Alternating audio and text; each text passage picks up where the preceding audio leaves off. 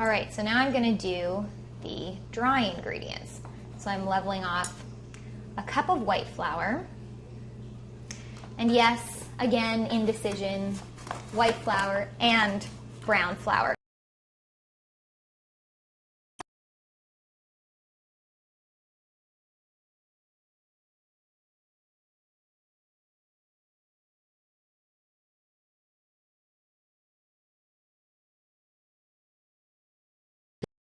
So 50-50 is actually just the perfect combination. To that, I'm going to add a teaspoon of baking soda and 2 teaspoons of baking powder and just half a teaspoon of salt.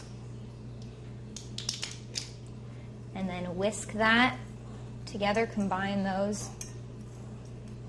You don't really need a whisk. Fork will do just fine. Okay, so those are nicely combined. So let's add the dry to the wet.